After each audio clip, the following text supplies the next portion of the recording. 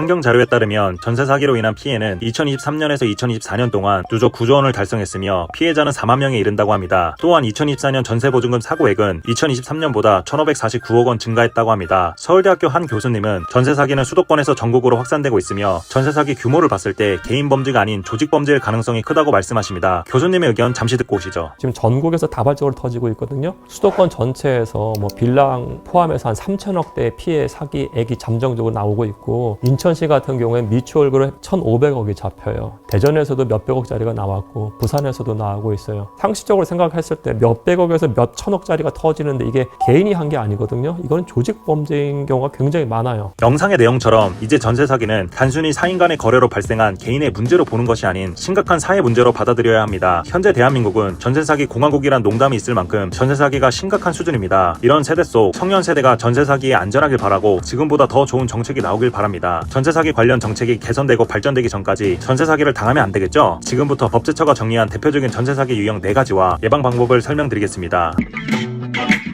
첫 번째 사기는 깡통 전세입니다. 깡통 전세는 전세 보증금이 집값과 거의 비슷하거나 더 높은 상태를 의미합니다. 이렇게 되면 집주인이 전세 보증금을 돌려주지 못하는 경우가 종종 발생하는데요. 왜 그럴까요? 예를 들어 집값이 2억인데 전세 보증금이 1억 8천만 원이라고 가정해봅시다. 집주인은 본인 돈 2천만 원만 있으면 세입자로부터 받은 전세금 1억 8천을 더해서 2억짜리 집을 구매할 수 있습니다. 심지어 2천만 원도 본인 돈이 아니라 은행에 빌렸다면 본인의 자본금 0원으로 집을 살 수 있습니다. 이를 무자본 갭 투자라고 합니다. 과거 문재인 정권 때 집값이 엄청 올랐는데 이때 무자본으로 집을 수백 채 구매한 사람들은 수천 수억 원을 벌었을 것입니다. 완전 개꿀이죠. 하지만 문제는 집값이 항상 오르진 않는다는 겁니다. 반대로 집값이 떨어지면 어떻게 되나요? 무자본 갭 투자로 수백 채의 집을 산 사람들은 전세금은커녕 은행에게 빌린 대출금도 못 갚겠죠. 그러던 중 한 명의 세입자가 집을 나갈 테니 전세금을 돌려달라고 하면 어떻게 될까요? 당연히 집주인은 돈이 없겠죠. 이때 도망가거나 배째라를 시전합니다. 그렇게 모든 주택이 거래 불가 상태가 됩니다. 이를 깡통 전세라고 부릅니다. 물론 갭 투자 자체는 불법이 아니지만 무자본, 허위 시세, 세입자 피해가 결합되면 전세 사기가 됩니다. 어떻게 하면 깡통 전세를 피할 수 있을까요? 총 3가지 예방책이 있습니다. 첫째, 근저당과 전세가의 합시 매매가의 70%를 넘지 않는 것과 계약해야 합니다. 위에서 말씀드렸던 것처럼 부동산 시장은 경기나 지역 여건에 따라 집값이 상승할 수도 하락할 수도 있습니다. 따라서 전세 보증금과 근저당이 집값의 대부분을 차지하면 만약 집이 경매에 넘어갔을 때 세입자는 보증금을 온전히 받기 어렵게 됩니다. 그렇기 때문에 근저당과 전세가의 합시 매매가의 70%를 넘지 않는 집과 거래하는 것이 좋습니다. 개인적으로는 50% 이하와 거래하는 걸 추천드립니다. 둘째, 등기부 등본을 확인해야 합니다. 등기부 등본에서 집주인의 근저당권, 압류, 가압류 여부를 꼭 체크해봐야 합니다. 이때 팁은 공인중개사가 보여주는 등본만 믿기보단 직접 등기부 등본을 발급하시고 대조하시는 것이 좋습니다. 가끔 공인중개사가 사기칠 수도 있고 집주인이 공인중개사 몰래 등본을 위조할 수 있기 때문입니다. 셋째, 전세보증보험에 가입해야 합니다. 전세보증보험은 대표적으로 허그, HF, SGI가 있습니다. 대부분 허그를 사용하는데요. 허그가 가장 많이 사용되는 이유는 보장 범위가 넓고 정부 정책과의 연계성이 좋기 때문입니다. 전세보증보험에 가입하는 이유는 전셋집이 경매로 넘어갔을 때 보증금을 보호받을 수 있기 때문입니다. 최후의 수단이라고 생각하시면 편합니다. 보험금도 크지 않은데요. 허구 기준으로 2억을 빌렸을 때 1년에 30만 원을 납부하면 됩니다. 심지어 국토부에서 전세보증금 반환보험 보증료 지원 사업을 하고 있는데요. 청년의 경우 연소득 5천만 원 이하, 신혼부부의 경우 연소득 7천만 원 이하면 전세보증금 보증료를 30에서 40만 원 돌려주고 있으니 알아보시고 신청하시면 무료로 전세보험을 들 수 있습니다. 두 번째 사기는 전입신고 당일 임대인의 대출 실행입니다. 이게 참 뭐 같은 경우인데요. 예를 들어 제가 A라는 건물에 이사를 완료하고 주민센터에 바로 가서 전입신고를 하고 확정일자를 받았다고 가정해봅시다. 그럼 법에 따라 다음날 공공시에 대항력과 우선 변제권 효력이 발생합니다. 즉 주민센터에 전입신고를 하고 대항력이 발생되는 다음날 공공시 전까지는 저는 무방비 상태에 놓이게 됩니다. 이 무방비 상태를 이용해서 집주인들이 사기를 칠 수 있습니다. 그 집이 2억짜리라고 가정해봅시다. 집주인이 세입자 집을 계약하자마자 은행에 달려가서 주택담보대출로 1억을 받았습니다. 그리고 은행에서 빌린 1억을 먹고 튀었습니다. 그래서 그 집이 경매에 넘어갔습니다. 집이 경매로 넘어가면 보통 2, 3회 유찰이 됩니다. 유찰이 되면 될수록 집값은 뚝뚝 떨어지겠죠? 만약 2억짜리 집에 전세금으로 1억 8천을 냈는데 그 집이 경매에 넘어가서 1억이 됐다고 생각해보면 저는 얼마를 잃었을까요? 8천만 원을 잃었을까요? 정답은 모두 다 잃게 됩니다. 이유는 전입신고를 하고 대항력을 얻기 전에 집주인이 은행에서 돈을 빌렸기 때문에 은행은 저보다 돈을 먼저 얻을 권리가 생깁니다. 즉 은행에게 우선 변제권이 생긴다는 말입니다. 하지만 저는 아직 대항력이 생기지 않았기 때문에 후순위 채권자로 밀려날 수밖에 없습니다. 그래서 남은 1억도 은행이 가져가게 되는 것이죠. 정말 말도 안 되는 법입니다. 이를 방지하기 위한 3가지 방법을 알려드리겠습니다. 첫째, 전세계약을 진행할 때 특약사항에 근저당 설정 금지 조항을 명시합니다. 특약 내용은 임대인 임대인은 전세 계약 중 해당 부동산에 대하여 추가 근저당, 담보대출 등 제3자에게 권리를 설정하지 않는다. 위반 시 임차인은 계약을 즉시 해지할 수 있으며 손해배상을 청구할 수 있다입니다. 이를 통해 임대인의 무분별한 대출 실행을 사전에 억제할 수 있습니다. 둘째, 전세권 설정입니다. 전세권 설정은 전입신고와 확정일자보다 훨씬 강한 법적 보호 수단입니다. 이유는 전세권의 경우 계약하는 즉시 발동하기 때문입니다. 단점은 임대인이 꺼릴 수 있다는 점이지만 전세 보증금이 크거나 근저당이 잡혀있어 리스크가 있다면 무조건 해야 됩니다. 안 해주는 집주인이면 그냥 걸으시면 됩니다. 셋째, 전입신고와 확정일자를 받고 난 후 잔금을 주는 것입니다. 전입신고와 확정일자를 받아야 대항력과 우선 변제권이 생깁니다. 이때 대항력이 생기기 전에 임대인이 대출을 실행하면 은행보다 후순위로 밀린다고 말씀드렸죠. 그렇다는 것은 대항력이 확보된 다음에 집주인이 근저당을 잡았는지 확인하고 잔금을 주는 방법도 있다는 것입니다. 즉 전입신고와 확정일자를 받은 다음날 잔금을 송금하는 것입니다. 물론 보통 잔금을 내고 이사를 하기 때문에 현실성은 떨어지지만 좋은 방법이라고 생각합니다. 세 번째 사기는 신탁 부동산을 이용한 사기입니다. 신탁이란 임대인이 주택을 비롯한 자신의 부동산을 신탁회사에게 맡기는 걸 의미합니다. 이때 집주인은 신탁회사의 동의 없이는 부동산을 임대 주거나 팔 수 없습니다. 여기서 집주인은 바지사장 정도로 생각하시면 됩니다. 핵심만 말씀드리면 신탁이 설정된 부동산이라면 집주인이 세입자와 임의로 전세 계약을 하거나 판매할 수 없습니다. 만약 집주인이 세입자와 거래를 하려면 신탁 부동산 임대차 동의서가 꼭 필요합니다. 그렇다면 신탁 사기는 어떻게 일어나는 걸까요? 대표적으로 신탁을 끼고 있는 집주인이 신탁회사 동의 없이 본인이 직접 세입자들과 계약을 체결해 돈을 받고 도망가는 케이스가 있습니다. 신탁회사의 동의 없이 바지사장 정도인 임대인이 몰래 계약을 한 것이기 때문에 이때 임차인은 돈을 한 푼도 돌려받을 수 없습니다. 아예 계약 자체가 불법이니까요. 아주 최악의 케이스입니다. 이를 방지하기 위한 세 가지 방법을 알려드리겠습니다. 첫째, 신탁 부동산 피하기입니다. 가장 추천드리는 방법은 부동산 계약을 할 때 신탁회사가 끼어있는 건물이라면 계약을 안 하는 것을 추천드립니다. 신탁 사기를 피하려면 등기부 등본도 봐야 하고 신탁 원부도 확인해야 하고 신탁회사의 동의서도 봐야 합니다. 아주 복잡한 것들이 많으니 차라리 피하는 것이 상책입니다. 둘째, 등기부 등본의 갑구를 확인하는 것입니다. 등기부 등본 서류에는 표제부, 갑구, 을구가 있습니다. 이때 갑구를 보면 신탁 여부를 바로 알아볼 수 있습니다. 임대인이 신탁회사에게 신탁 계약을 맺었다는 것이 갑구에 적혀 있다면 진짜 소유권은 임대인에게 없고 신탁회사에게 있다는 것입니다. 보통 임대인이 곧 집의 소유주인지 생각하는데 신탁 계약이 있으면 아니니 잘 확인해 보셔야 합니다. 셋째, 신탁회사 동의서 확인하기입니다. 신탁회사가 껴있는 건물을 집주인이 계약하려면 신탁회사의 동의가 필요합니다. 즉 전세 계약을 할 때 신탁회사 동의서가 있는지 확인해야 합니다. 물론 이것도 속일 수 있으니 아예 거르는 것을 다시 한번 추천드립니다. 네 번째 사기는 중개인이 가담한 사기입니다. 이 유형은 공인중개사가 고의로 정보를 누락하거나 허위 정보를 제공하여 세입자를 속이고 전세 계약을 유도하는 사기 수법입니다. 쉽게 말하면 공인중개사가 집주인과 짬짬이해서 집값을 뻥튀기 하거나 거짓 정보를 제공하는 수법입니다. 예를 들어 공인중개사가 매매가보다 높은 금액으로 업 계약서를 작성하도록 유도하고 동일 금액으로 전세 계약을 체결하는 케이스가 대표적입니다. 그 밖에도 폐업한 중개사무소 명의를 이용해 무등록 중개 행위를 한 사례도 보고되고 있습니다. 이게 열받는 게 국가가 인정한 공인된 중개사가 사기를 치는 것이니 국민에 대한 기만행위라 볼 수 있습니다. 세입자는 공인중개사의 도덕성을 믿고 거래해야 하니 말도 안 되는 불평등으로 생각됩니다. 이를 예방하기 위해 세 가지 방법이 있습니다. 첫째, 공인중개사의 자격증과 등록번호를 반드시 확인해야 합니다. 공인중개사 자격이 없는 사람이 중개 행위를 하거나 폐업한 중개사무소 명의를 도용한 사례가 종종 발생하고 있다고 말씀드렸죠. 그걸 예방하기 위해서 V월드 사이트를 들어가 궁금한 부동산을 검색하면 됩니다. 저희 집 근처에 있는 부동산을 검색해봤는데요. 아주 잘 나오더라고요. 여기서 중개인의 이름과 사무소명, 등록 여부, 폐업 여부 등을 확인할 수 있으니 꼭 대조해보세요. 둘째, 공인중개사의 말만 믿지 말고 직접 등기부등본의 리스크를 판단하는 것입니다. 이게 참 어렵긴 한데요. 전세 사기는 계약서에 숨겨진 위험 요소를 무시하는 것에서 시작한다고 합니다. 대표적으로 선순위 근저당, 가압류, 소유권 이전 제한사항 등을 자세히 확인하시고 계약을 진행하시길 바랍니다. 그리고 등기부등본은 꼭 오늘자로 확인해야 합니다. 셋째, 시세보다 비정상적으로 싼 매물이면 피해야 합니다. 여러분, 세상에 싸고 좋은 것은 많이 없습니다. 사기꾼들은 비정상적으로 시세보다 저렴한 조건으로 세입자를 유인해 사기를 시도합니다. 또 다른 특징은 말도 안 되는 매물일수록 여러 중개업소에 동시에 등록되어 있다는 점입니다. 이를 예방하기 위해선 해당 지역의 최근 실거래가와 비교해 봐야 합니다. 그리고 지나치게 싸면 미끼 매물이라 보시면 됩니다. 그리고 부동산 중개인이 임대인과 연락이 어렵다, 오늘 계약 안 하면 다른 사람에게 넘긴다는 식의 계약 유도를 하면 특히 경계해야 합니다.